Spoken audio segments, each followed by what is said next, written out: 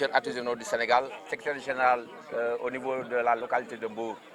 Bon, nous avons observé 72 heures de grève. Le pourquoi, vous le savez comme aussi bien que moi, l'État a signé des accords de pêche avec l'Union européenne. Et ces accords de pêche-là, nous n'en savons rien du tout. Absolument rien. Ce que nous en savons, c'est au niveau du Parlement européen que nous avons eu écho que Macky Sall a signé des accords de pêche avec l'Union européenne. Ces bateaux sont là.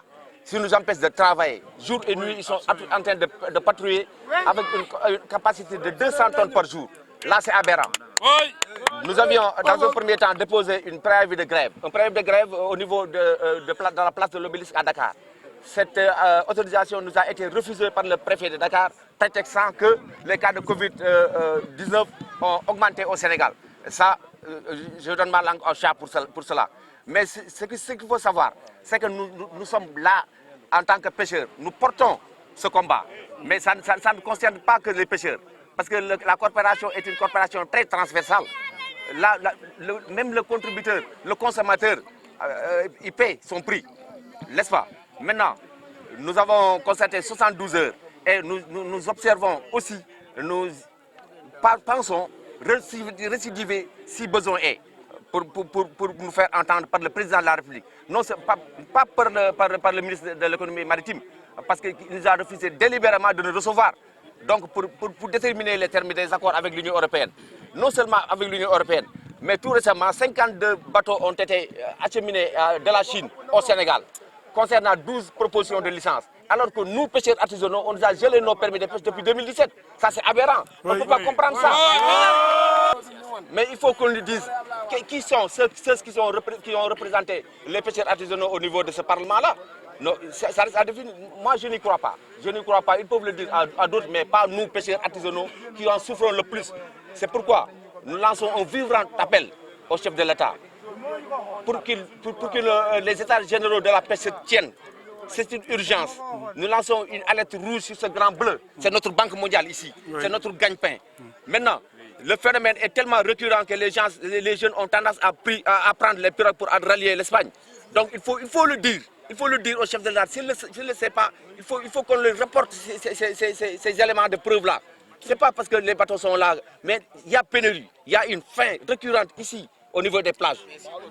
Nous sommes là, nous sommes des républicains. Nous sommes des républicains, nous sommes régis par une même constitution.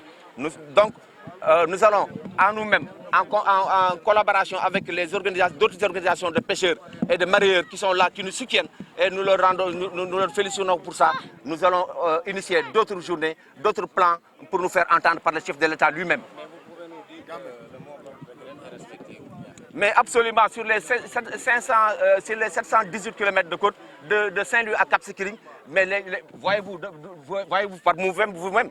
Et il n'y a pas que ça aussi. Il faut qu'on dénigre les monofilaments. Un décret a été voté à l'Assemblée nationale. Voyez-vous, la loi a été votée à l'Assemblée nationale. Le décret d'application est sorti, publié au journal officiel. De l'instant, ça devait être effectif. Mais là, je ne comprends pas. Pourquoi tierce personne demande une autorisation pour le monofilament? Mais il faut le déplorer. La loi, c'est la loi. Nous sommes, certes, mais nous sommes encore une fois. Ce que nous déplorons, c'est que la tutelle, que ce soit la tutelle, le ministre lui-même, et ses compétences transférées, que sont les services de pêche et les surveillances et tout, on ne fait que nous réprimer. On ne traite pas ses concitoyens, on les gouverne. On donne l'exclusivité à la CFAO qui nous vend du matériel qui n'est pas bon du tout. Oui.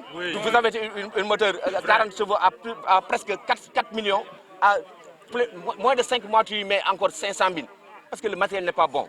Oui. Tout récemment, la firme Toyota avait acheminé des voitures, plus de 15 000 voitures aux États-Unis.